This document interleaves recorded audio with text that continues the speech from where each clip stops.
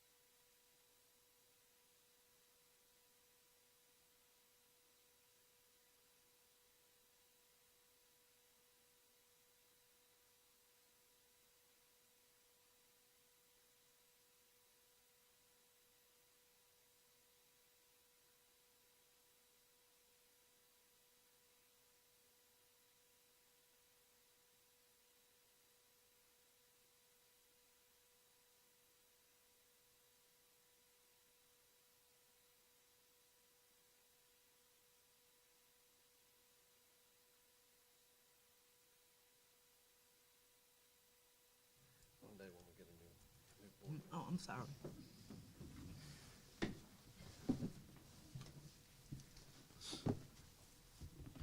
me 1 second to find this thing.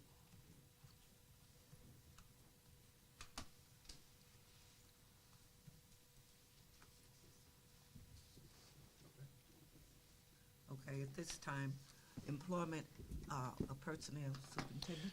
Madam President, members of our Board of Education, action item 5.1, the superintendent recommends the employment of personnel as discussed in executive closed session. May I have a motion, please? I so move that we accept the employment of personnel recommended by Dr. Paluski. Second. It's been moved and properly second that we accept the recommendation from Dr. Kaluta on the employment of personnel. Those in favor say aye. Aye. At this time, we'll have 5.2, superintendent's performance incentive bonus. May I have a motion, please? Madam President, I so move that we approve the superintendent's annual performance incentive bonus as outlined in his contract. Second. It's been moved and properly second that we approve the superintendent's performance incentive bonus. Those in favor say aye. Aye. Opposed, which is none. Thank you. The motion is carried. At this time, we will have the legal transfer. Madam President, members of our Board of Education, the superintendent recommends action item 5.3 of the legal transfer as presented through your documents. Okay, Madam President, yes. I so move that we accept the legal transfer recommendation by Dr. Paluski. Second. All in favor say aye. Aye. Those opposed? None. Motion is carried. Okay. Move to, Madam Chair, I move that we adjourn and go into workshop. Second. it's been moved and properly second that we move and go into our workshop. Those in favor say aye. Aye. Opposed? None. The motion is carried. Thank you. Dr. Paluski. Yes, ma'am. Madam President, members of our Board of Education, I'm very excited for my colleagues to come up front, and that is Ms. Amy Jordan, Executive Director of Secondary Schools, and Ms. Tracy Lightfoot, to present the North Little Rock School District instructional walks, instructional rounds. And as my colleagues are joining me, this is a new structure that we've put in place this year to monitor the effectiveness of teaching and learning on a regular basis. And we've come a long way in a short amount of time, and we're learning a lot, and I turn it over to my colleagues to share with you the process, what we're learning, and how we're improving. Good evening, Madam President and members of the board, Dr. Paluski. Thank you for having us this evening. I'm Amy Jordan, and I'm the Executive Director of Secondary School Performance. And I'm Tracy Lightfoot. I'm Executive Director of Elementary Schools. We just wanted to start with the purpose of our presentation, which is to inform you and all of our stakeholders about the system that we call instructional walks and instructional rounds. Those are very similar processes, but the walks are practice and training sessions, and the instructional rounds are our data collection and feedback sessions. All of this is to inform and to improve teaching and learning. We're going to walk through that process for you this evening. You go walk us through the walk. We'll walk you through the walk. We'll take you around the rounds, too, okay? So we would like to set the stage by first revisiting our data. That we are setting the table with recognizing our current reality. And we do have 3 schools that are at an F. And we have communicated that it is the charge of our superintendent and for the Office of School Performance that we will move our schools, and we're in a state of transformation. So our goal is to move all 3 of our schools that are on F off of that failing status into at least a D status. So our goal is to move our schools, and this by our instructional round and walk process that is a part of our plan that's tied to our strategic goals. So speaking of those strategic goals, I think we probably use this slide almost every time that we meet because this is the focus of what we do in terms of school performance. This is our touchstone, to put it directly to you guys. This is what we do. And as you know, goal number 1, the focus area, has to do with school improvement planning and then curriculum planning, curriculum delivery, and curriculum monitoring, sometimes called, planning, teaching, and assessing. You can call it those things as well. Curriculum, instruction, assessment, just different words there. But we want you to know that the process we're going to talk about this evening focuses primarily on number 2, 3, and 4, so that we are really honing in on what it is that we're planning in our classroom instruction, what it is that we're doing in classroom instruction, and how we're assessing what we're doing in the classrooms. That will be our focus throughout what we're doing, not just tonight, but every day in our walk at work. So if we move forward, I do want to place emphasis on focus area 2, which is curriculum planning. And that sets the table for everything that is happening in regard to teaching and learning.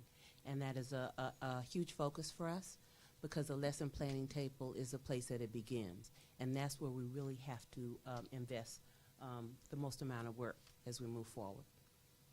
And we hope that you'll see this presentation dovetail with the next one as we make that connection between what it is that we're doing and looking for and planning for, and Mr. Smith, who'll come forward in a little bit. So think about as we move forward into this walk with us. And it started with the instructional walks, and we'll talk about that process. And also think of it through the lens of professional learning communities. We've talked a lot about that. It is a big focus, and it's an instructional focus, an instructional framework that is important to improving teaching and learning. So at the heart of it, research-based practices to improve teaching and learning starts at the instructional core. And at the core is student engagement. So our focus is to focus on the task that is high level, where the content is informed, highly rigorous, and the teacher is knowledgeable and skilled. So therefore, the task is reflective, where students are actually, you see and you hear the doing at high levels. That means that engagement with the instruction is moving in high levels. This is a snippet of a document that we shared back in September with all of our principals, and what we were determining based on research, best practice, experiences that Dr. Paluski, Dr. Hooper, Ms. Lightfoot, and myself have experienced, not just in general, but through research, and this is one of the texts I want to kind of bring you to. We determined some non-negotiables that we wanted to see in our classrooms pre-K through 12. And this is a document that we gave to our principals in training that we're doing with them. So when we have principals meetings, they're not just sit and gets, but they're also training for them and professional development for them. And these were things that we are looking for when we go into classrooms. So as you've probably already looked through this document, you see what these things are. When we do our walks and our rounds, this is what we're looking for. And so we tie that back to how we're gathering data, what feedback we're providing, what we are or are not seeing, and how we can enhance performance. The whole point of this process is to improve teacher practice, because we know when we improve teacher practice, we improve student learning, and that's the goal. So at a glance, it would look like what you would see is instructional systems in place. All classrooms have a lesson plan that is posted outside the door. Then there is a board configured that will let you know what is the instructional focus or the standard. Small group, it should be in every classroom. It is bell-to-bell instruction, so that it looks urgent, because we are supposed to be urgent.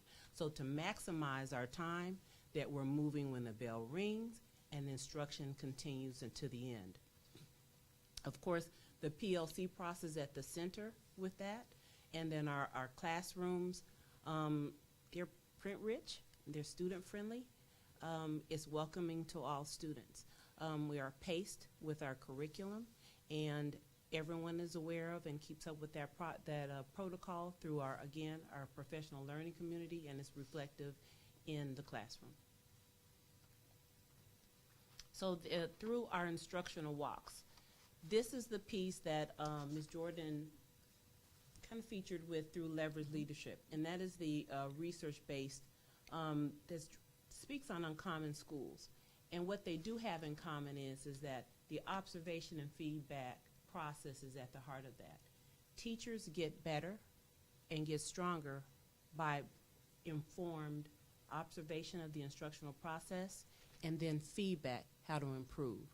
So The form that's on the right is something that we developed to tie in this observation feedback process, to script it out, to teach our leaders, our assistant principals, our MCLs, and our instructional and coaches in our schools, to tie it into that evaluation system.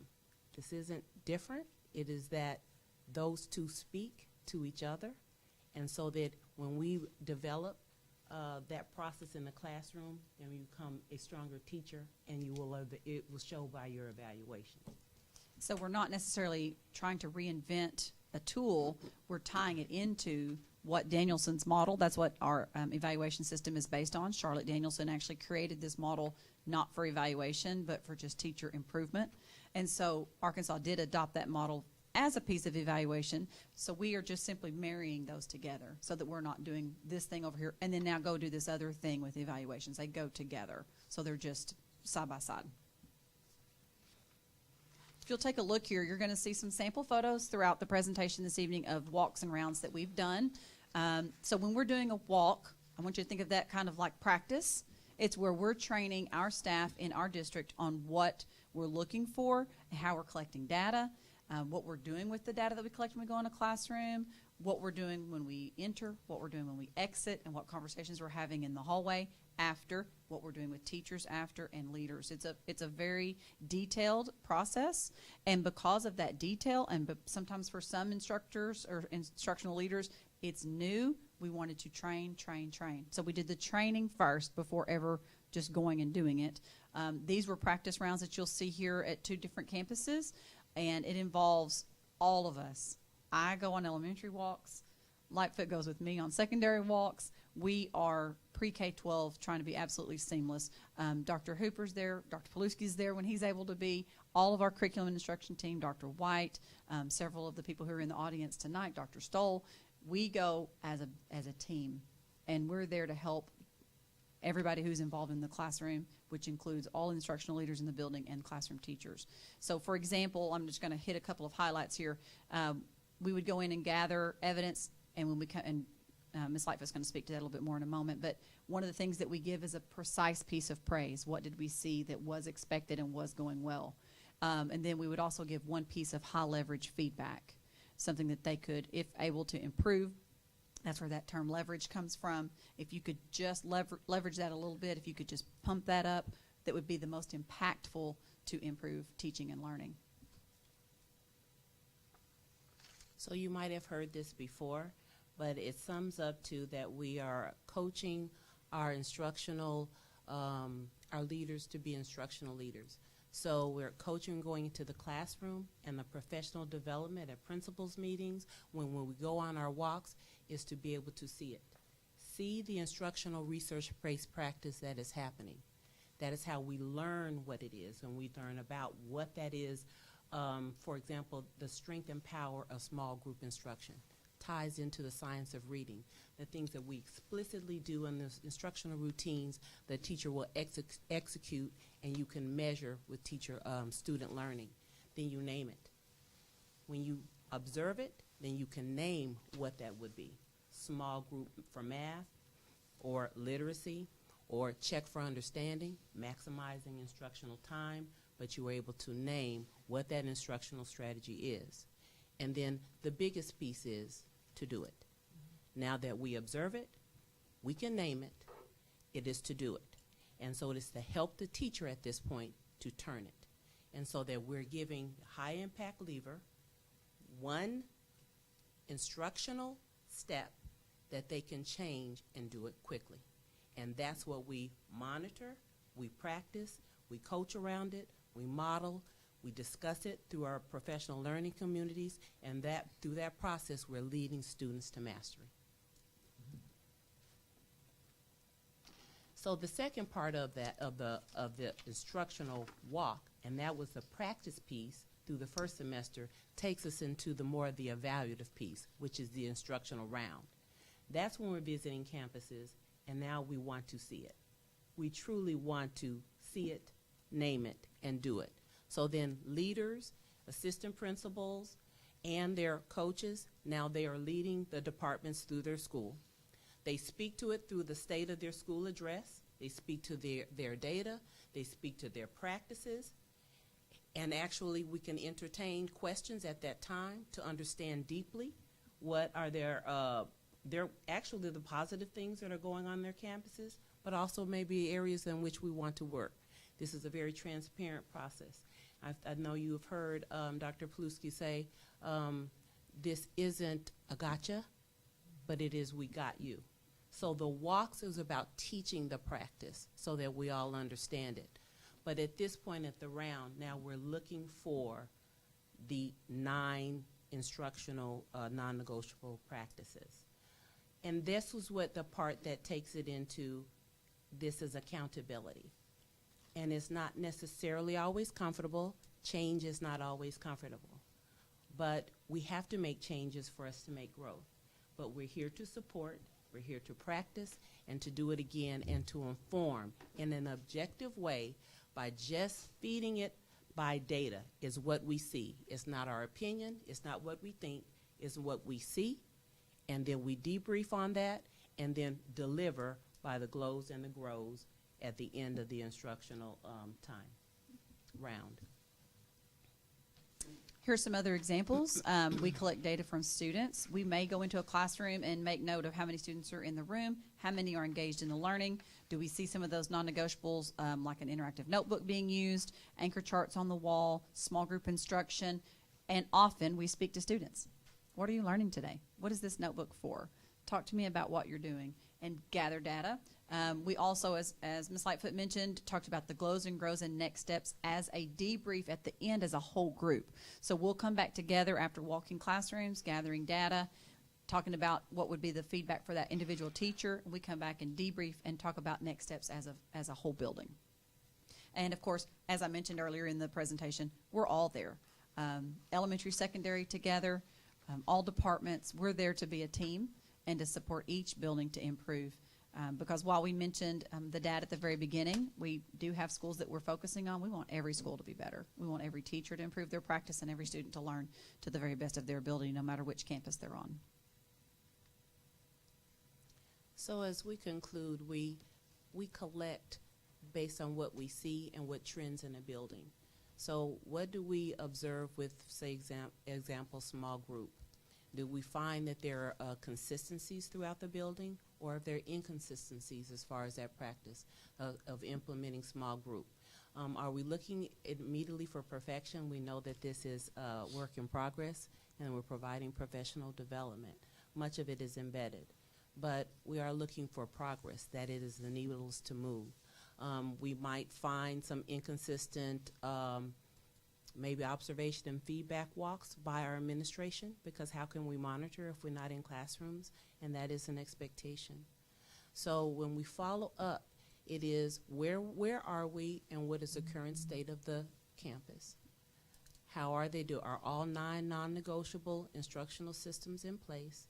And can the leaders speak to the work and where they are in the continuum to meet certain instructional goals? And then ultimately, we will look to leaders who will be able to deliver their school data presentations to an executive instructional team.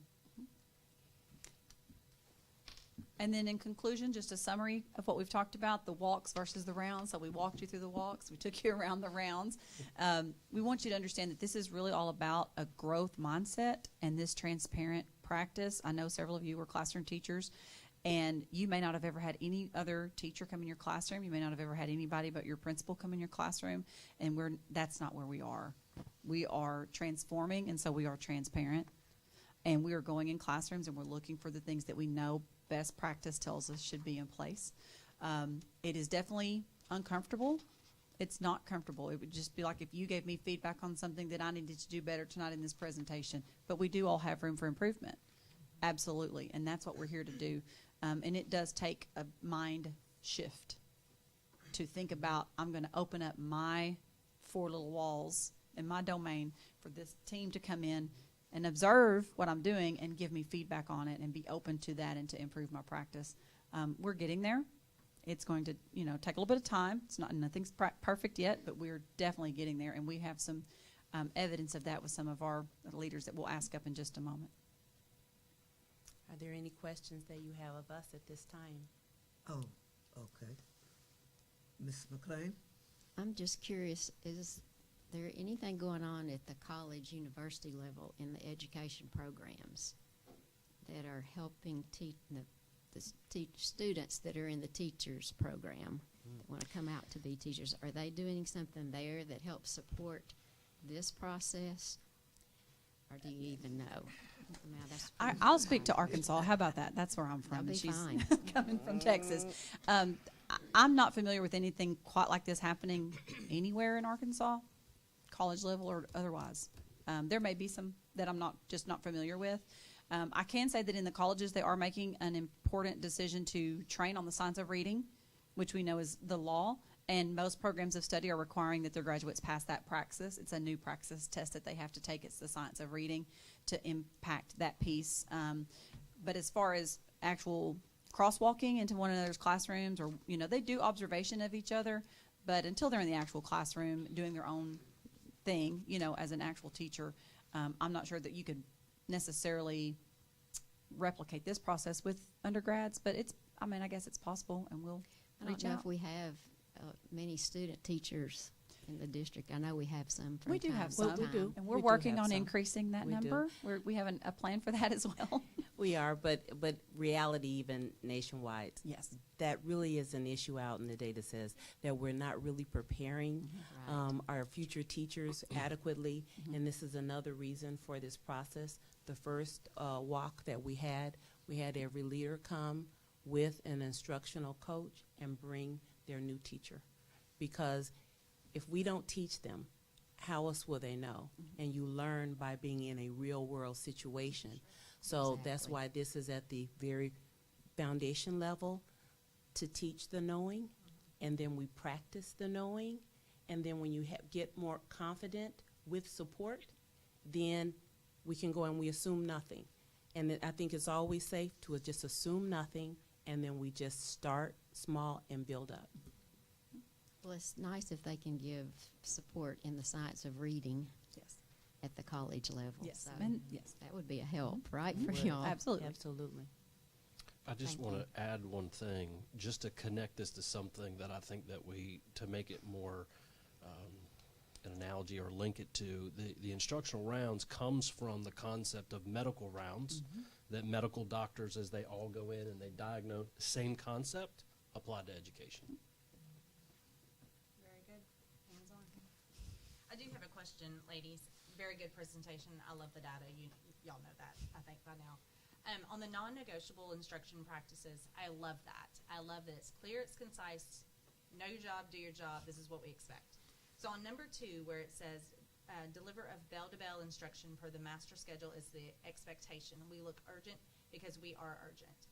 I agree with that statement. Don't get me wrong. Hear me out on that. So in my mind, I'm thinking, during that time frame, will that include class time to finish assignments? Because I'm thinking of the student who's carrying 4 AP classes, that's playing sports, so we're either swimming or we're soccer or we're golfing or we're football, whatever it may be, chess, and then, so we have 4 AP heavy-weighted classes, we're playing sports, and then Congress came in and said, and you know what, we want 75 hours of volunteer time from you in order to get a cord or a sash for honor. So, you see the line of thinking where I'm at. Do we take that in consideration is my question. That's the basis of that. Do we take that in consideration whenever we're doing this? And I hope so, but yet I also expect and understand why that's there. I understand that we don't want to waste 45 minutes of non-teaching time. I get that aspect. But in the same flip side of that coin, Just to speak to the secondary piece, so imagine if you would that we weren't on an AB block, those Yeah. would be 45-minute classes. True. So they're 2 45-minute classes put together. true. So really they should be moving through that curriculum as if that's 2 class periods versus 1, because if you do that right, you're not going to get through the curriculum. Right. What I would think of it as opposed to getting my work done, is think about, we call it the I do, we do, you do, or model, the gradual release model, where the teacher models and then they do it collaboratively, and then you do independent work or independent practice. Independent practice is what we might have called homework. But there might be a piece of each of those lesson cycles that would include that piece, because if you don't have it where the teacher can see it, they may be off track, right? Sure. If you let that piece just go and go and go, Sure. they may be off track. So there are components of the instructional cycle that would include some of that independent practice. Now, are they going to work for, like you said, 45 minutes on homework? No, because that would be an appropriate use of time. But are we going to let students in an AP comp class be working on some of their composition while they're also going to have one-on-one conferences with their teacher to talk about whether or not they're able to, are they writing an appropriate thesis? Are they using their, citations correctly? Right. Those things are going to be kind of embedded in that secondary setting. Okay. And was that a secondary, basically what you're looking at as far as high school? Yes, honestly, because I feel like in elementary, yes. That's good. I understand. I mean, they may have a club soccer to go to, but at the same time, it's not going to be a heavy weight. Their GPA is not going to be looked at in college transcripts. We're not looking at trying to ace an ACT score in order to get a scholarship. So, and again, that comes back to the student, and that also comes back to the student of time management and figuring out what they can handle and what they can do. So, I mean, it's a double-sided coin. And hearing that, I think Absolutely. it speaks to that, Yeah. because my thought and expectation, we should be delivering rigorous opportunities to learn during that instructional time. Sure. And it is not a high practice time we're in school. And it is a teacher delivery and practice with the practitioner in the room. So I believe it should be devoted to that the majority of the time during the classroom time. Sure. Just want to make sure they have that opportunity of, during the process of them doing it themselves, that they'll have, say, 15 minutes. 7 minutes, whatever it may be. Be like, okay, you know what? This is not jiving like I thought it was whenever you were doing the instruction. Can I get a little bit more one-on-one right now? So I just want to make sure that opportunity is still there. So, yeah, absolutely. And again, I'm focused on the AP classes because that's the heavy weight. That's where a lot of the homework comes into play. It does, but small group instruction is very important, and we want to focus on that through secondary. So when the teacher is in front of just a few students that needs that support, that's why that is an important part of the framework, so they can give the support that is needed. Yeah. So that's good to hear. Good to reiterate. Yes. And I just want to jump in there. When we talk about bell to bell, as they both just said, the effectiveness, because remember that, I know when I usually say remember, you can't hide a charging wildcat, but right, I know.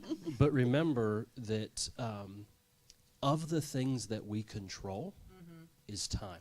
Yeah. How we use our time, right? So we don't want to, when we go into a classroom, we don't want to see the warm-up activity that takes 25 or 30 minutes. Right.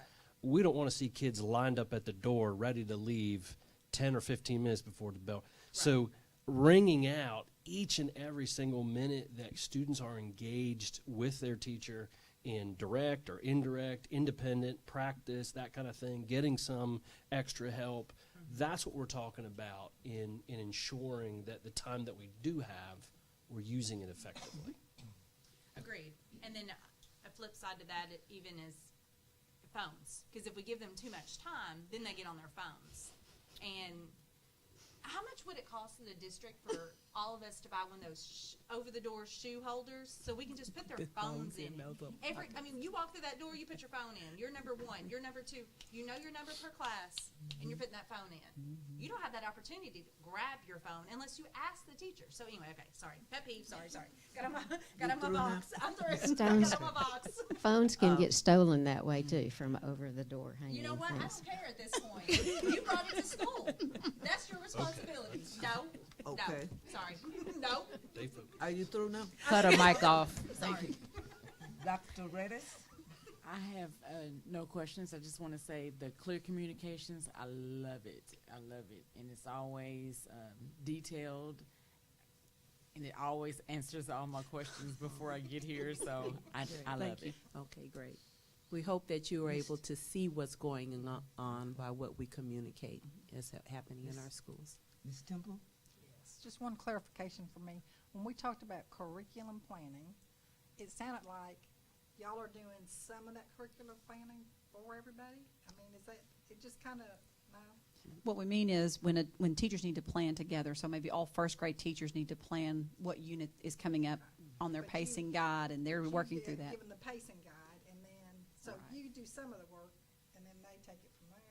I They was- have to plan out their standards-based instruction. Mhm. So based on it is paced out of when that's to occur, but they get together in their communities and they plan out what the instruction looks like for their classroom periods based on the subject. Mhm. All right, so the teachers need time to do that. Exactly. Absolutely. Very good That's- question. absolutely. They need time. Point And was, really, time is not on our side. We need more of it because it takes time to prepare the table. Mhm. So the professional learning communities, I think that Mr. Smith will present some more on our day, but we need time for teachers to adequately plan to be ready for when students come in. Mhm. okay, all right, I just wanted, that, I don't know, something you said made me think that we were doing some of that, and I was just wanting clarification. Thank you, very good presentation. Thank you.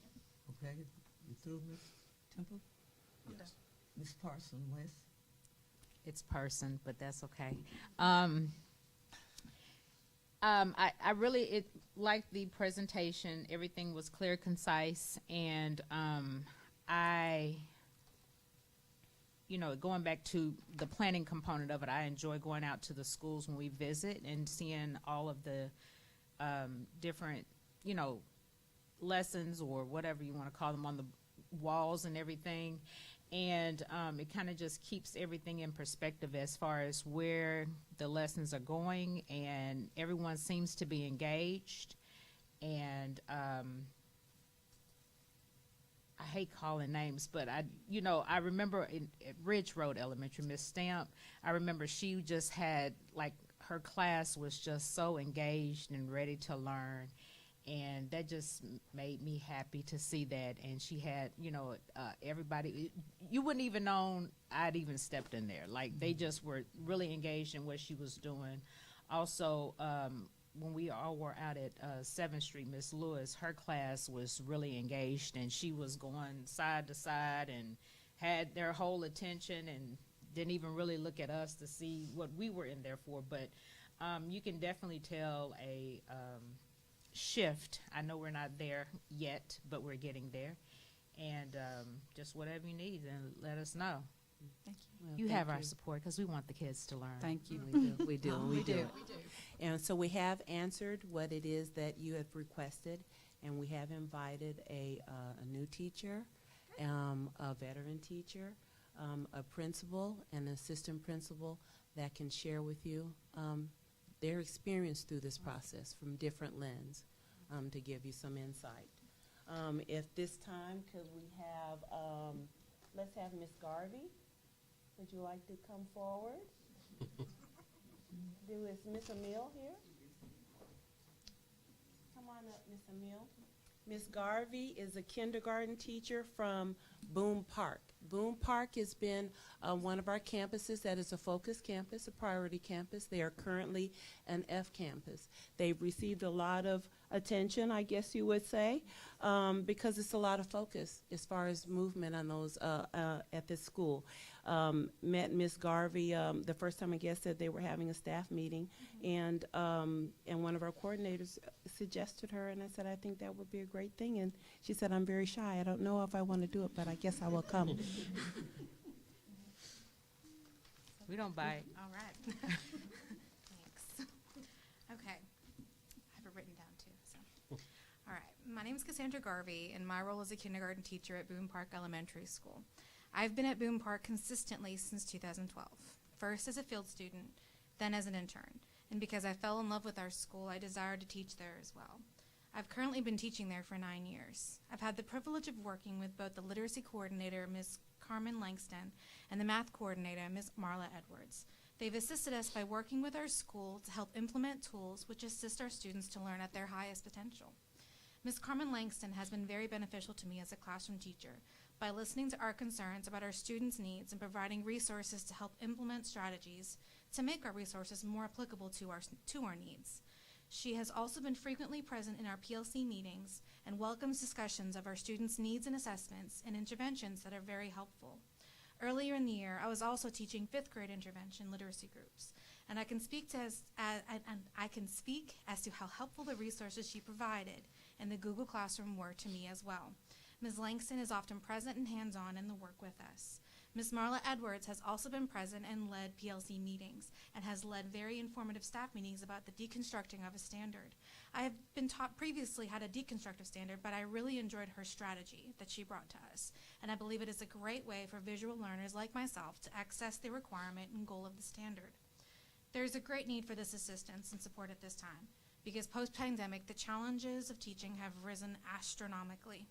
Having worked with our students in need for my entire career, I feel like I have a solid grasp on what is needed for our students, normally based on experience, and the students' needs have increased. The addition in resources can only be a good thing when the relationship between the coordinator and the educator is collaborative and respectful. It will only lead to growth in our school. Thank you for taking the time to consider my experience, and I hope it provides valuable insight into our progress. You did good. Well said. All right. Next. Amia? Unfortunately, I did not write anything out. I did write notes. So I'm just going to go off the top of my head. I am a first-year teacher. I've been at 3 schools in the last 3 years. My perspective has changed a lot because I started off as a parapro and self-contained, and then I relocated to Little Rock, and I was a parapro there too and self-contained. I volunteered to take over a class for 26 days. I had like a trial run of being a teacher, a 5th grade teacher. And I'm also in grad school. I remember y'all mentioned student teaching, so this is my student teaching year.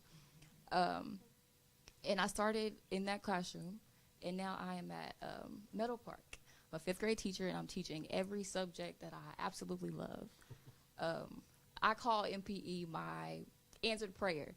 Literally everything that I ask for in prayer is in the school, from positivity, from bright colors, from natural lighting, to being departmentalized, to the culture of the building, to the people that are in there, all of that. I could even speak to admin, both higher up and my principal. I've enjoyed the fact that when I came in, we had all of these PDs, and the big dogs, so to speak, they were normal. They didn't like intimidate me.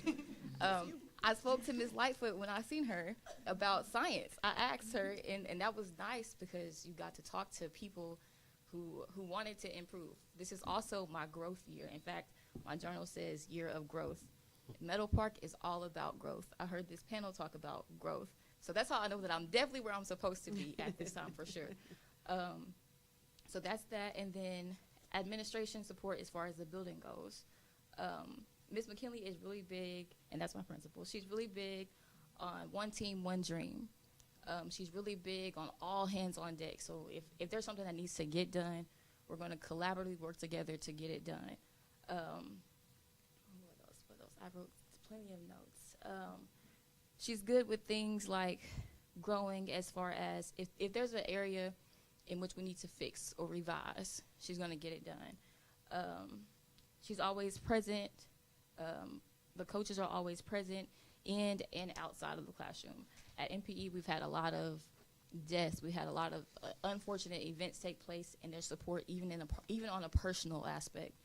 The admin is very accountable, very self-reflective, just like me, which is crazy. Very self-reflective. They're always going to provide feedback, even if they have to dig for it. Even if they came in to observe and everything was spotless, they're going to find some area, even if it's the smallest thing, some area for you to grow on still. They're very receptive to feedback. I'm a pretty transparent individual, and they listen to me, and I'm supported because I can be my unapologetically self, and they don't take it the wrong way. They take it the way that I intended, which is very, very nice. What else? they'll also do things like fill in. So say that there's not a sub, because we all know that there's a sub shortage. They'll take over that classroom until we do have one, or they'll help you if needed. They're open to growing too, and they're open to listening to your suggestions or your ideas. And Ms. McKinley also is always saying things like, I have to change my way of thinking too. It's not what the big dog said, it's what we're saying. We have to change our vocabulary. We have to, together we're going to work to improve this task. What else? She lets us know too that she's in the same boat as us. So how I said that you guys, you're way up here and you made me feel like we're all equal. She's the same way. She lets us know, no, I'm here with you. I'm not against you. I'm not going to make you feel away, anything like that. She let us know even today, I'm learning with you. This is new for me too. So that's really insightful. So yeah, I guess that's in ways that all of you guys support. So thanks. Thank you. Well said. Thank you. So at this time, I thank you all for coming and to speaking to our board. If any of you have, or our superintendent have any questions for I was the only one that didn't ask the questions. I was waiting till you finished. I have 5 questions. First and foremost, no questions, but first I want to commend. I went to the school yesterday, 6th grade campus. Kids were excited about what the coaches are doing for them. They told about the small groups. They told about how the coaches have come in and they really felt good. I mean, they made me feel good. They asked us questions, but I had to start asking them questions.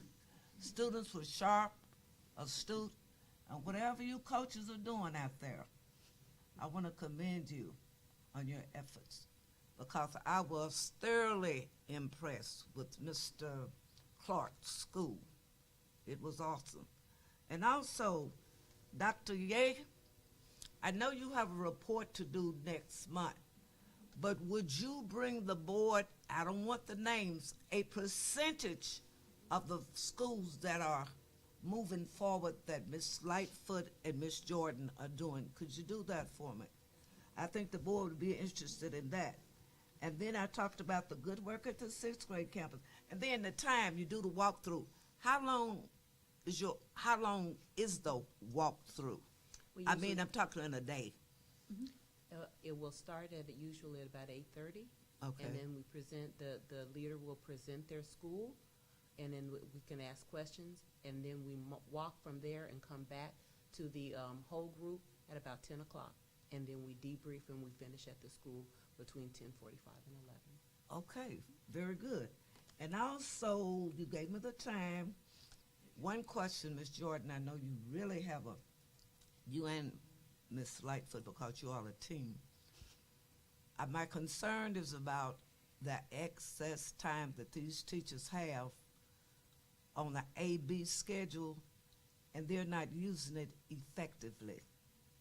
And then with the calendar that we're going to vote on next week, we're trying to give them every Wednesday for instructional time.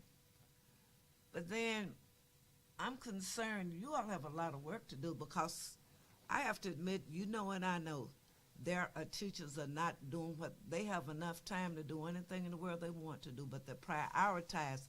I'm talking about if we give you a what we call it a break, what do we call prep period? Yes, ma'am. And you have a very nice prep period, and I think you should have one.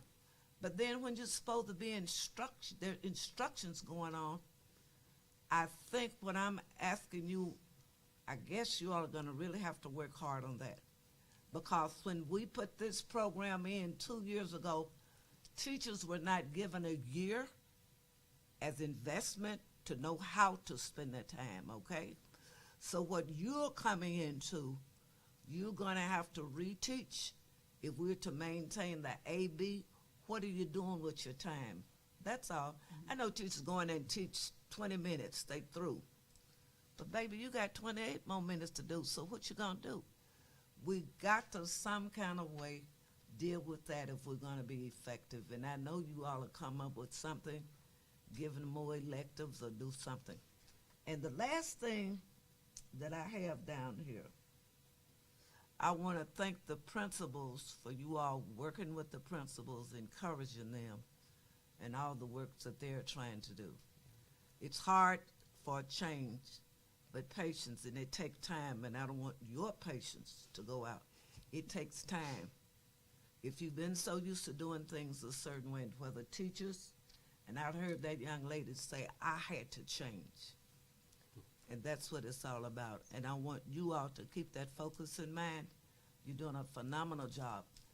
And Dr. Hooper, while I'm talking, you coaches out there that I see, I know how many times you go to buildings because Dr. Hooper has that thing.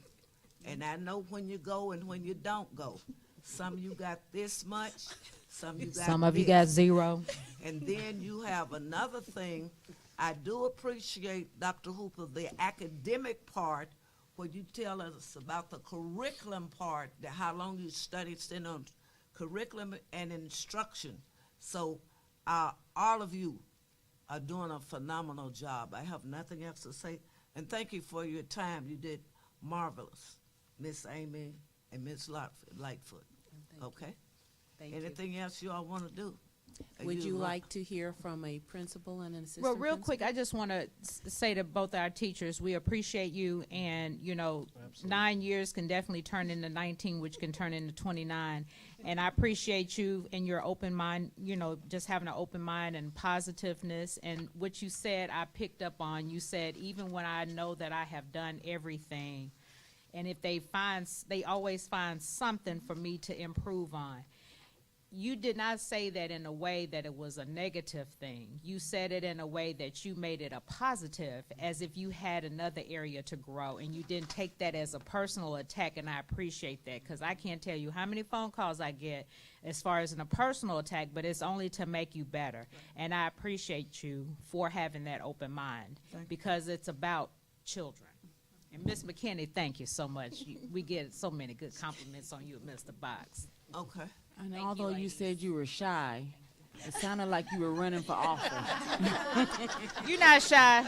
She ain't shy. She just turned red for no reason. Did you want to speak to either of our Okay, principals? you're We from did- Boone Yeah, Park? bring them on Okay. up. Boone Park Boone Park and Meadow Park. and Meadow Park.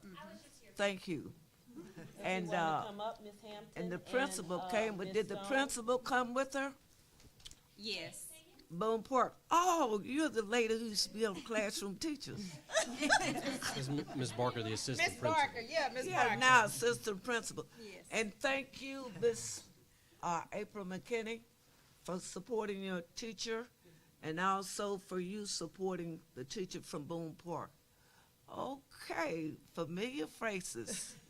You all did a phenomenal job. Now it's up to you, Dr. Palusa, again, if they are here.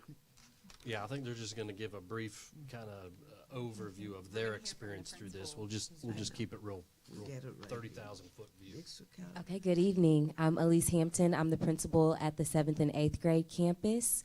I'm a first-year principal, and so when I think of this instructional round process and the instructional walks, that is huge for me as a first-year principal.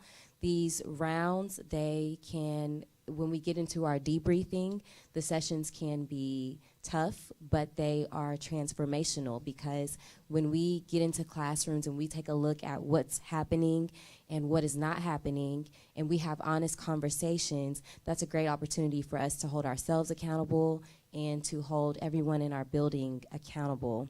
So that's been important to me. And then I had one of our assistant principals really summed up the whole process well. She said to me, you know, we talk about how important discourse and collaboration is for our students. That's how our students do some really powerful learning. But discourse and collaboration are also important for us as adult learners. And this instructional round, instructional walk process provides the space for us to have that discourse and that collaboration. And Ms. Jordan and Ms. Lightfoot spoke to you all about how we identify the precise praise and the high leverage feedback. And when you go into a classroom, sometimes you have so many things that you want to say. There's a lot of feedback that you want to give.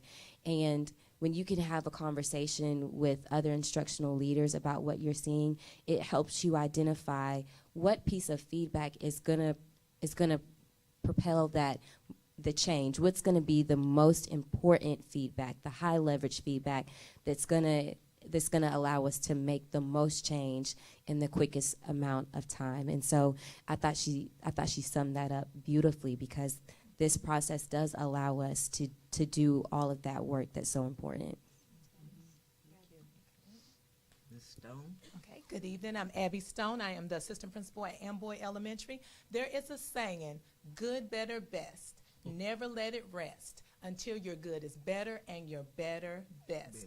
Well, we have, I always call her Dr. Lightfoot, and we have all of our wonderful instructional coaches that have come to Amboy Elementary and the schools around the district. They have given us some good things, these 9 non-negotiables that are very clear, very set on what our students need to achieve the learning and achievement, to help them to be to go up the levels that we need them to go, to learn what they need to learn, to be strong in all areas and all content areas. But they didn't leave us with just that. They wanted to make sure that it was better. So in order to make that better, they came to us, they gave us a chance to have a voice and give each one of our strategies that we have in place that we're trying to reach, so that our students and our school can get to where it needs to be. So all of our instructional goals, they listened to that. They listened to the resources that we need. They gave us that opportunity. Then all of them came together. They went from classroom to classroom in groups with us. And in those classrooms, they were able to give a bird's eye view of what's going on. We're in classroom each day, so we see things, but when you have someone coming from the outside, they're still a part of us, but they're coming from the outside, coming in to look, they're going to see details of different things that a lot of times you miss. And so they got with us, they looked at the different things that the students were doing, what the teachers were doing. What do we have in our rooms? Is it conducive to learning? Do we have an environment that has literature everywhere? Do we have classroom libraries? Is our math, are we teaching it with manipulatives? All the areas that we need. They looked at those things. We came out and we collaborated and we talked about those different areas. And then we were able to come back together, look at glows and growth, and use that to add on to our resources that we need in our classroom, to add on to our PLCs. And when the teachers are planning with their lesson planning, tier 1, tier 2, tier 3. So when I say with the saying good, better, best, they gave us something good. They came together, worked with us, walked with us, did rounds, gave us a prescriptive plan to help us be better, so that we can ensure that our students get the best chance to grow and to excel in the school year. All right. You better preach that thing. Are there any questions from the board? All set. I'm motivated, I can tell you that. I'm motivated. Okay, I'm motivated. I thank you all for coming. Did you all have anybody else? Miss April McKinney is back there. I heard her school is doing so well. Miss McKinney, you want to say anything? Did you want to say anything, Miss McKinney? I'm the support actor today. Okay. The leading actress, I'm supporting. All right, and thank you all for coming and giving us the presentation that you did from teachers, administrators. Very excellent report. So, Madam President, as we switch, but we're going to make connections from that presentation to this presentation, I welcome my colleagues, Mr. Smith, our Executive Director of Human Resources, and our Executive Directors of School Performance, who just presented. I don't think Ms. Hale is with us tonight. But this overview that Mr. Smith's going to lead is about our district calendar, around professional learning communities, why we want to continue that practice, as you saw, and looking at instructional minutes. So I'm going to turn it over to Mr. Smith. Yes, sir. Good evening, Madam President, board members, Dr. Paluski, thank you. And as discussed in 2022, we had 4 calendar options that we brought to you guys and gave you the background information on all of those things. And we have worked through our processes that we described at that time, and the purpose of this presentation is to inform the board on the district calendar options, the PLCs, that we want to embed in our approved calendar option, and the instructional minutes associated with all of that data. And so from this, we want our 2023-2024 calendar to embed professional learning communities, which are an approach to meeting school and district goals, where groups of teachers work collaboratively at the school level to improve the ways students learn and eventually student outcomes. Generally speaking, teachers work together to problem solve, plan curriculum, divide the workload, and develop a plan for student success. And so, much like you saw in the previous presentation, this is the state of reality. This is where we are. And so this is what is driving this conversation, and we keep this at the forefront of our minds each and every time. I believe Ms. Jordan described this as our keystone. So this is our focus areas and priorities. We want school improvement planning to transpire. We want curriculum planning to happen, curriculum delivery, and curriculum monitoring. And then, as Ms. Lightfoot said, at our core, this is what we are focusing on. We want our students to be engaged. We want our teachers to have the knowledge and skills needed to provide content in a rigorous and relevant manner so that our time that we use on a daily basis is meaningful. And so building into that, these are our priorities. As stated, the professional learning community we would like to embed across the district so that we can implement this model to improve teachers' skills and improve their knowledge through collaboration, study planning, expertise exchange, and professional dialogue. And we also want to improve the educational aspirations, achievement, and attainment of all students through stronger distributive leadership amongst teachers and improve rigorous and relevant and innovative learning. So as stated, the November conversation we had was over the 4 calendar options that were available this fiscal year for the North Little Rock School District and all Arkansas school districts. And these are the Arkansas codes annotated that are associated with each one of these options. So I brought this information to you. Once I brought it to you and informed the board, what we did is we met as our PPCs. We decided on 4 calendars that we were going to put out for a staff vote. We voted on those 4 calendars. It was the 2 traditional options, one with early release embedded like we have it embedded this year, and then one with early release embedded often, as many as we could. And we'll get into that description here in a minute. But those are the 2 calendars that we sent out to the community. And then from the community conversation, we then sent those 2 out for one more final staff vote. And that'll be the conversation that transpires for the rest of the presentation. So the board and the district adopt 1 calendar per year. And so this process was devoted so that we can decide what our 23-24 calendar is going to look like. And this is our regulations associated with it.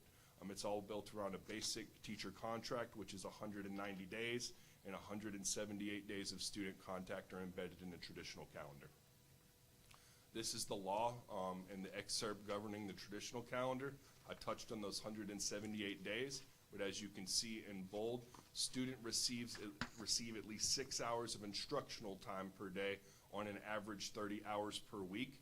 And that second bulleted point reaches to the fact of AMI, alternative methods of instruction, are allowed in a traditional calendar, much like we used whenever we had the 3 snow days just recently.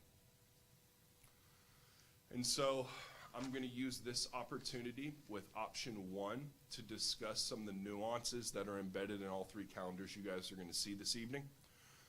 This is a unique year. It is a leap year. And so we have 29 days in February, and we also start on a weekend and end on a weekend. And so there are some interesting pieces that developed in this, especially for our 245 day. But what we discussed was the earliest day we were aware we could start was the 21st at the time of development of this calendar and at the time in which we had the conversation with you originally. And so the entire calendar for student contact days is built around the start date, and then you embed your different pieces that you need, and you decide how that's going to look for your individual district and your needs. One of the things you'll see that's added is the AEA days that we used to have. Those will be considered no school days. If individuals would like to attend the conference during that time, they'll be able to. But we will still meet all of our educational goals and needs as far as instructional minutes. And if somebody does not want to attend the AEA conference, we will have a conversation about providing district PD that they can attend, or it will just be considered a no school day. So it'll be for their use and what they want to do. Also, you will notice there is one day taken off of our Thanksgiving break for the purposes of the 245 and us starting on a weekend and ending on a weekend. The only way we could get up to a 245-day contract is there is one day less, and both PPCs and the staff were aware of that. Also, you will notice in December, instead of us taking the week of the 18th through the 22nd off, we are taking the week of Christmas and then the week of New Year's Day and afterwards, and returning on that Monday with a work day, which is the 8th. No, that is different, but we did encounter some issues with our first semester ending after Christmas break this year, and that is how we chose to address that. And then there is one day short. So Christmas break is still 7 days. That was the will of the PPCs, is that they would like to keep Christmas the same, but we did have to take one more day from somewhere, and that was from spring break. And so spring break is only one day this year for 245 days. With that being said, school would end on the 5th, and we would meet all our goals with the inclement weather days transpiring right after the 5th. Our second calendar option that was brought and sent out to the community for vote was it's the exact same calendar with the exception of early release days will be embedded in each full week. The reason they have to be embedded only in the full week is, number one, for consistency. You still could do early release, but you can only bank time from a week-to-week basis. And so our plan that you will see forthcoming in the presentation provides 20 minutes of bank time a day, which will allow for 100 minutes a week to be used for PLC time with an early release on Wednesday afternoon. Whenever we sent out for the community feedback on the calendar options, we received a 63.5% approval for calendar 2, which is our option with all of the early releases embedded on Wednesday. We then took these two options back to the staff. With that also came this. So as everyone knows, our legislature is in session. So House Bill 1122 is now adopted and signed by the governor, and it was signed on January 30th, 2023. This allows the start date of school to be moved back to what it was originally was a couple years whenever I first started this job, which was August 14th. So what we did is we pivoted. We, on our staff vote, sent out this nuance. If and when the governor signs House Bill 1122, to allow the school year to start earlier, do you support adjusting the 23-24 calendar to reflect this? And so as you can see, there was an overwhelming vote from our staff to just shift the start of school back as early as we possibly could, and us take the days off the back end to end school as early as we could and still meet all of our criteria for a traditional calendar. With all that being said, we sent it out for staff vote again, and it was a 65% approval rating by our staff for this approved calendar from LPPC, CPPC, and the community with an August 14th start date. And so that is how we came to this, and there is nothing different about this calendar than the prior calendar you saw, with the exception of the start date and the end date have been moved back 5 days. Okay. You ready for question? Oh, he's not finished. No, ma'am. Okay. Weekly early release days to increase instructional planning time for classroom teachers. And so now we're going to get into the instructional minutes piece. And so the school day is defined as 6 hours under a traditional calendar. Anything less than 6 hours or anything more than 3 hours is a half of a day, and anything less than 3 hours is not considered an instructional day for students, as defined by 660 and 102. This is our pre-K instructional minutes. 360 is the magic number. Pre-K works on a little different system. They're not K-12, and so that is our 360 minutes of instructional time that we have. The daily elementary instructional minutes. So this is what our day looks like at elementary on the left, and you see that we meet the minimum of 360 minutes. We are proposing that there be another 20 minutes embedded in the instructional day to get to that 380-minute magic number. So we are banking 20 minutes a day, 100 minutes a week, so we can use that for early release. With that being the conversation, I also feel it pertinent to inform the board that there is another House bill that has not been approved and is still in committee. The conversation with that is that there might be a shift in the thinking of second recess where that would no longer be considered instructional time. So right now, second recess is considered instructional time in the way the law is written, but if that passes through committee and is signed by the governor, we will again have to make a decision as an executive team, which we will of course form the board and the community and everybody, but we would again need to get to that 380 magic number with 20 minutes less in regards to our instructional minutes. So there is that out there. This is our 6th grade instructional minutes. We're at 369. We have embedded 11 more minutes to equalize some of the classes, and that gets us up to our 380s minute magic number. The current 7th, 8th grade campus is at 377 minutes, and we've embedded 3 more minutes to get it up to 380. Current high school and Center of Excellence campuses has 369. We have embedded 11 more minutes to get up to 380. The NLR Academy 6th, 8th mimics the middle school, and so there's those 3 extra minutes so that they're on the same schedule to get to 380.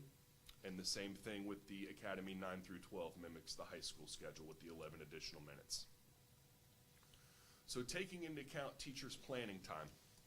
So the 617-114 daily planning period definition accounts for a teacher's defined prep period.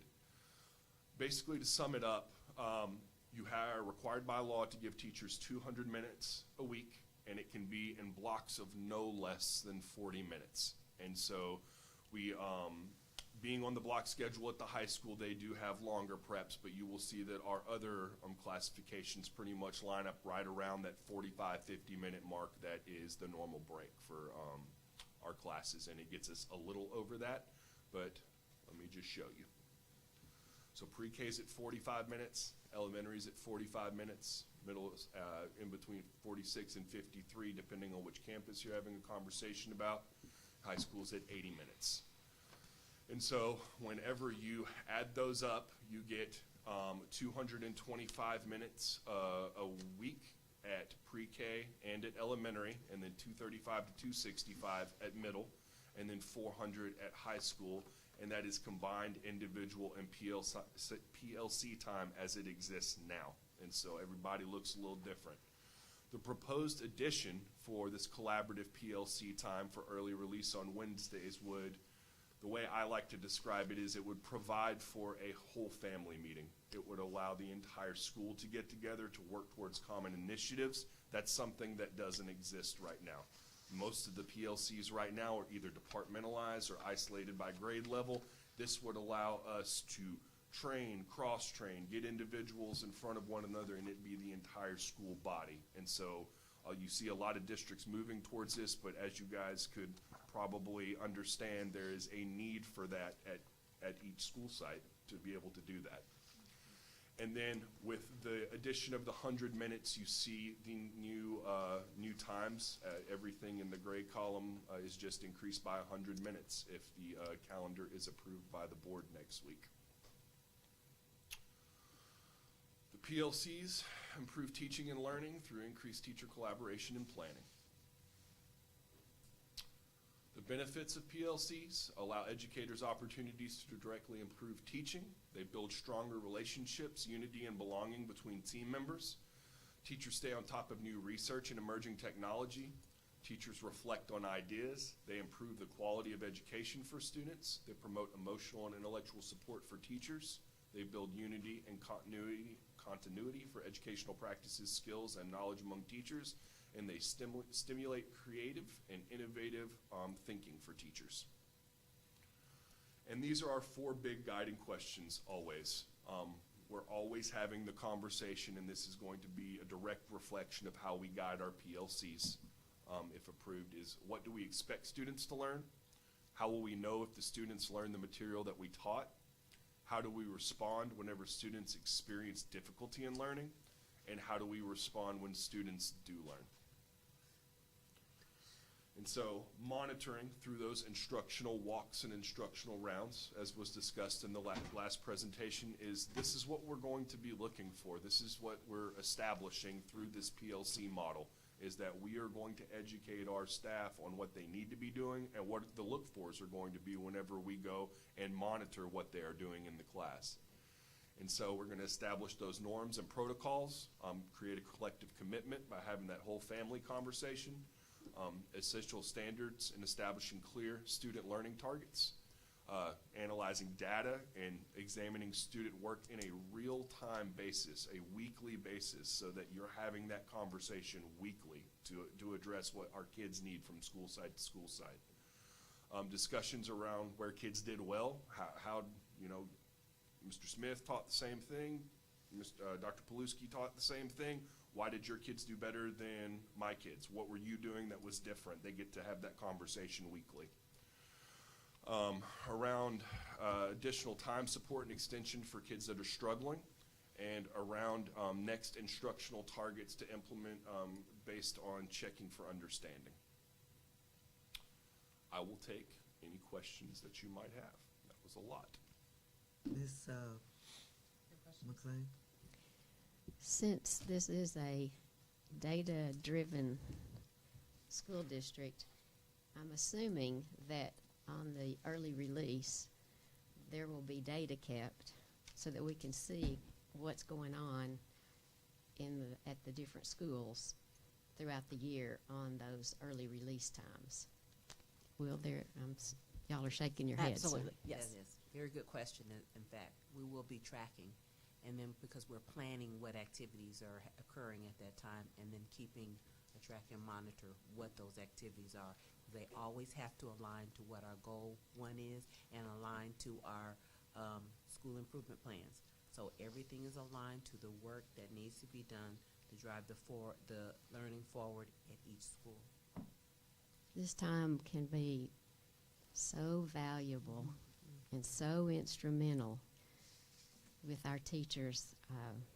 I think it will really be beneficial. And thank you for a great report. Yes, ma'am. Ms. Wolfen, please. Let me get my list. I hear the data. So if we go back to slide 3, current data tells us our grades. Did you say 3? Yes. Okay. Slide 3. So on slide 3, it tells us our data of where we are district-wide. So my hesitation with calendar 2, I need some clarification, okay? So when you say we're adding 11 minutes to instruction time, where did our 11 minutes come from? Did we decrease lunch time? Are we increasing a start time? Our finish of the day time? Where did we receive those 11 minutes? Does that make sense? I'll pause. Well, do you want to, I mean, you want to pick that apart because you can see where we at, especially at the elementary level. So this is, yes, sir, this is an example of the 11 minutes. As you can see, first period was increased by the 11 minutes to get to the 44. So we're keeping our start time with elementary, middle school, and high school. We have to because of our 3-tiered busing, and so we are still working through the exact way that's going to exist, but there might be some shaving. Secondary is an easier conversation because there's class change and things of that nature. And Right. so you might be able to take some time to get there. It might be an increase or a decrease of like 5 minutes if we shave time off of class exchange time and things of that nature. But the purpose is we need to get to that 380. We Right. will get to that 380. Right. So my question would be, how do we achieve that, I guess? And I understand we're still in the planning. I understand we still need approval. I understand it's a domino effect. I get all that. So my parents are questioning, where are we going to get that 11 minutes? And I see where you've got it, where we need it, and we're implementing and adding, but we control our time. So while we're controlling our time, where are we controlling, taking, or adding away from? So that was kind of the question. Does that make sense? So with that being said, again, staying with calendar 2 option, because that's what the data says that everyone wants, because that's what they approved, so to say. How do we, with the planning time of early release on Wednesdays, I'm trying to formulate my question, make sure it makes sense. So does that mean they are losing their planning time on Monday, Tuesday, Thursday, Friday? Does that make sense? No, ma'am. It's a good question, but the answer is No, they're ma'am. not. They will keep their personal planning time. Okay. Okay. With the increase in the minutes and things of that nature, their planning time will stay the same. On the early release day, each campus will have a modified schedule, but we will still work through the schedule in the same manner, leading to the same planning time that exists now. Then on the back end of that, because we are banking time and we are setting a schedule that allows us to bank that 20 minutes, that's where those 100 minutes come into play, because we're embedding that now in our instructional day. Okay. And then, so again, early release day, and I know we'll have PD, we'll be able to do that, but will there also be a expectation or a requirement for our teachers to possibly do some grading during that time, put in grades during that time? Because I'm getting the frustrated parents who do not like their students' grades, but then the grades were not put in until, say, 2 or 3 weeks before a teacher conference or end of semester or end of 9 weeks. And so now we're rushed in order to get on top I of that understand the child to question and the concern, but it's also the work that we need to do as far how we're using our time. Because this time is going to be investment in professional learning, not in what we call the operations of the school of the business of the schoolhouse. Okay. And so we need to, there's some practices that the Office of School Performance is putting in place that most of our campus handbooks need to have documented grades, 2 grades per week per subject. And those are things that we have to monitor. Yeah. And then we need to run reports, and we have conversations, and we meet with our teachers, because we're elevating the level of expectation. That does mean increased work. Then it does mean more time looking at student products. But that's what some of this change is about. We have to change also our practices, not giving more time to do what is the business of, and more of learning about teaching for learning. Well, and that also comes back to the time management for our teachers and getting all of our teachers on the same page. So I understand that. I get that. So I just want to clarify the difference there of teacher prep period, if you will, Monday, Tuesday, Thursday, Friday, safe to say. And then Wednesday is where we can invest in that teacher and say, hey, you're doing a great job here, let's improve here, or vice versa. Would that be a fair statement? They still will have a prep on Wednesday as well. Okay. Yes, ma'am. And then the whole family prep in the afternoon during the early release time. Okay. Last one, elementary. So childcare. So with early release, do we have a plan to help our parents with our elementary students for childcare? We do, and each of our individual campuses, and I believe we had put that out in the original survey to parents, that if there was a need for childcare, work with their individual school. Remember that we've got a lot of classified folks. They'll be working as well. So we're going to prepare at every campus. In fact, if I'm not mistaken, Dr. Hooper surveyed for us each individual campus on our current early release days, how many students are staying after. Okay. So we feel well poised in order to meet those needs if a parent needs support Yeah, assistance. during this time. Does that answer your question? Yes, yep, Alyssa's good. Okay, Dr. Redis? I just had one, I guess it would probably be a HR question. On early release, what do the classified do? Yes, ma'am. So there'll be a plan developed within each department for, like we said, if there needs to be childcare and things of that nature, then those individuals that can support us in that will. There will be some opportunity as well for some professional development on their part too. And so we're going to use this time for the benefit of all of our kids with all of our staff. Good job. That was it, thank you. Ms. Temple? Okay, I just have one similar, special ed. How does this impact you with your speech therapy, occupational therapy, and getting all that done? So they will still get their minutes, but they're also part of those professional learning meetings. So they're going to be in those PLCs and those department meetings. It's real important with our inclusive practices coming out that they are a part of all those teams. So they're going to be right there doing all the same things. We will still be able to get all of our minutes in based on their IEP. They won't miss any of their therapy minutes. Okay. Well, I was just thinking if the kids aren't there, I don't know. But you've already looked at that, and that's good. Yeah. Okay, all right, thank you. Ms. West, do you have any questions? No, I don't necessarily. Well, I have one question, just for information purposes. As far as the week of November, as far as Thanksgiving week, when do we go like to a whole week? Because I thought I remembered it being like Thursday and Friday, or Wednesday, Thursday, Friday. When did we go to? Was it like a while ago? That is a whole week. I'm Talking about confused. Yeah, I'm saying when did, because I remember, and of course I've had kids out of school for a while, but when did it go to a whole week? Because it seemed like I remember it being just Thursday and Friday. Hunting season? What? What did she say? Hunting season. That's not that's not an unfair point, Ms. Williams. You're right. That's what happened. I don't. I mean, basically, they had a survey of they surveyed all the teachers and administrators, And they wanted to came go up with hunt. the week so that they could go on vacation. And you had a lot of people who hunt children. Oh. Survey being Arkansas is a natural state. I'm aware So that being some honest. of the other districts in the state have what they call Deer Day, and so that is even beyond Thanksgiving. They give a day off for the opening day of deer season. We do not do that in North Little Rock. Yeah, I People go on wouldn't do that to vacation, go use it outside, for no. vacation time. But that's all I had. It was a great report, and I'm all for more minutes in a day. If I can add, I'm sorry. And just, you know, making sure that, you know, like you were saying, Ms. Lightfoot, as far as making sure we use our best time every day, take advantage of our time every day, but I'm all for more minutes in the day. If I can add, Madam Superintendent, I want to draw the attention to the calendar that you have in front of you, which is option 2.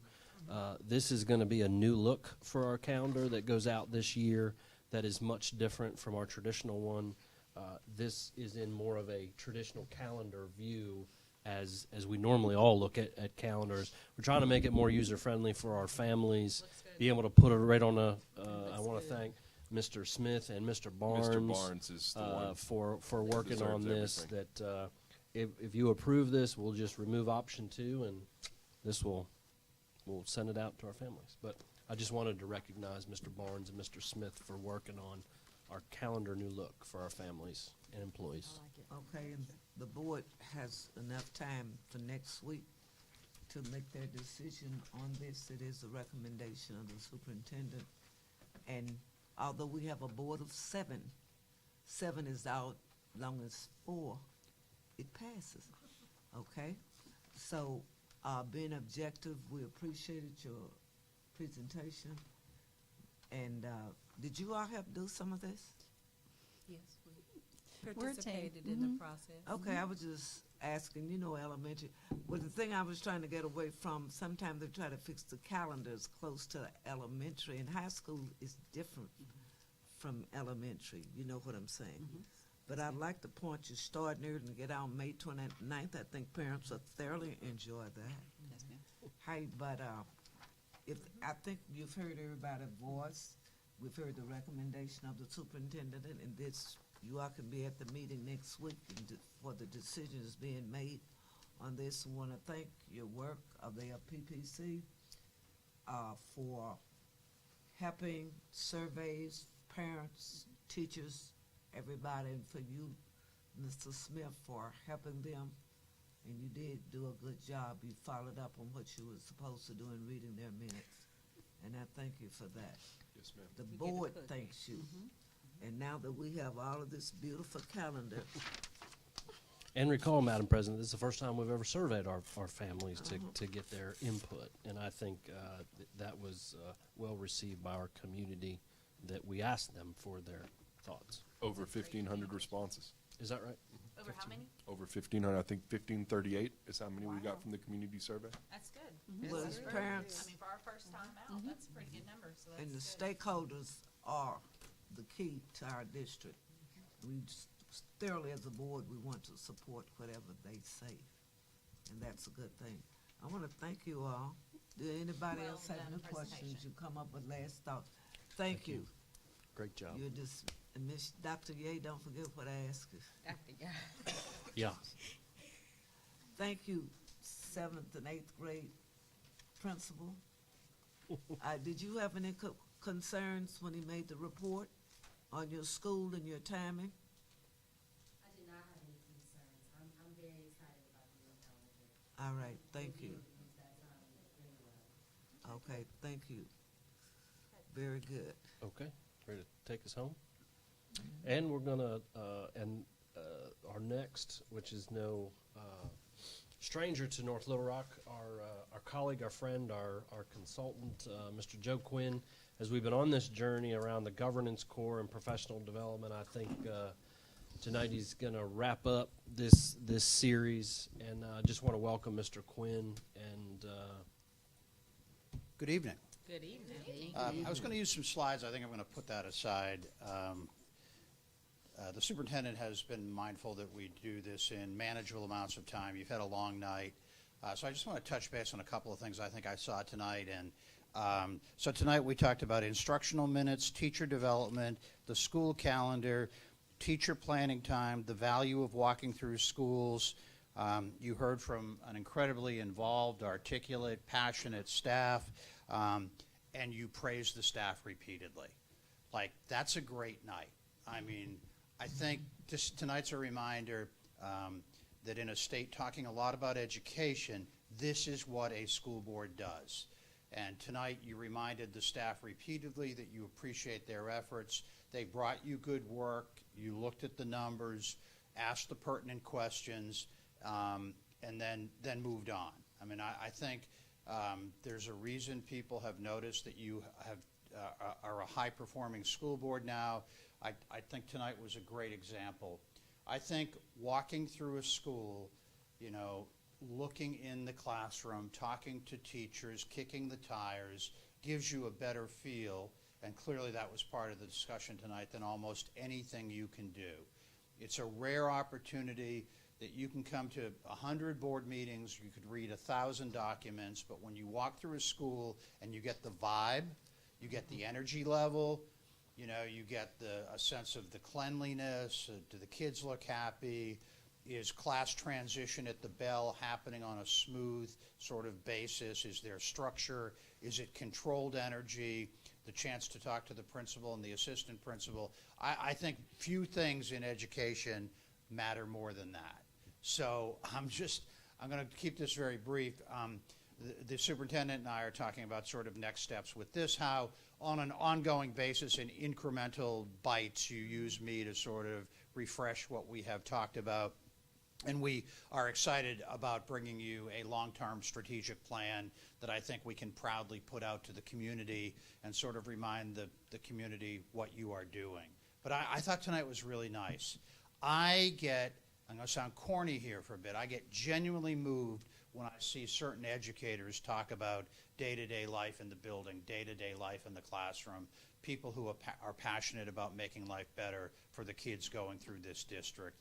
And I think people are noticing in my world, in these sort of local political education. I spent a lot of time in the workforce development mode. I think there's a sense that North Little Rock has changed how it does business, and I think that's because of you. So again, I thought tonight was very nice. I also think this week is a reminder that, you know, there's a lot going on for school boards right now. There was a bill filed this week that hasn't gotten a lot of attention that would move every school board member term to 2 years with an 8-year max, and we would put R or D behind your name as you run. Now, obviously, that would be a dramatic change from how school board elections have been conducted in the past. I think, and again, as an ex-school board member, a 2-year term, you run, and then you immediately feel like, oh, I got to do that again. There is a complexity to asking someone to do that every 2 years.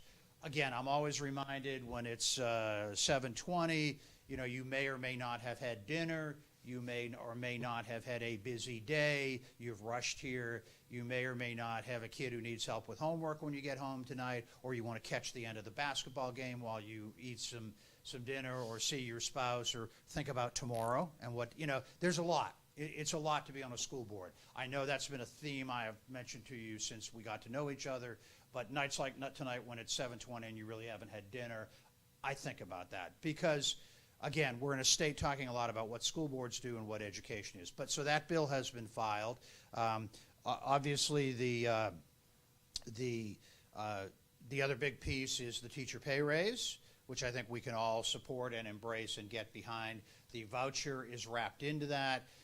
If I were thinking tonight about how to best describe, you're getting right now about $7,100 a year from the state for every student.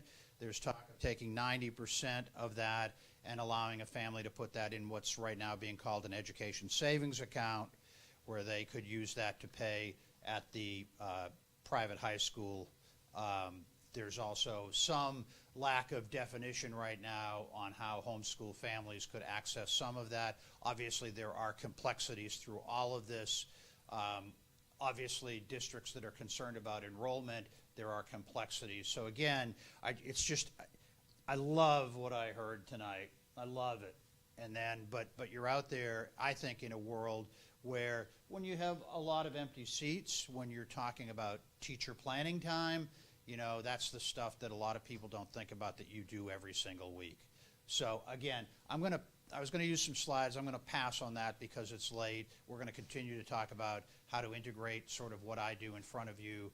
But I would just say, when you're driving home tonight, think about some of the staff we heard in the presentations we heard tonight, because I just think, you know, people are inherently good, and career educators are inherently good, and they're not in it for the money, although hopefully a statewide pay raise will become a reality soon.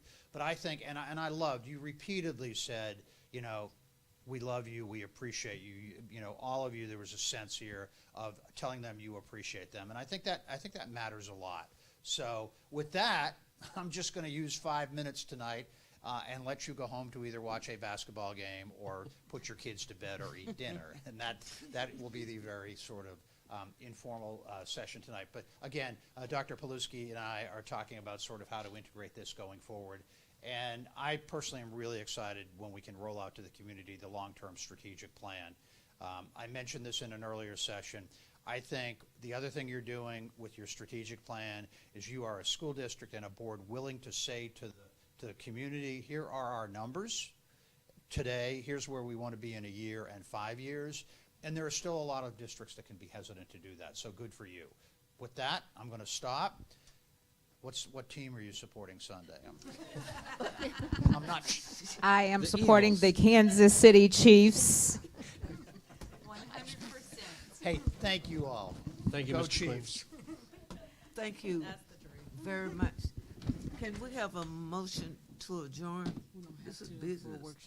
We've not really adjourned the business. We can be dismissed. Yes. Because it's all over. Good job. Great job. Thank you, ladies, for coming. Thank you. Thank you. And Dr. Hooper, you didn't have a report, but thank you for coming, and thank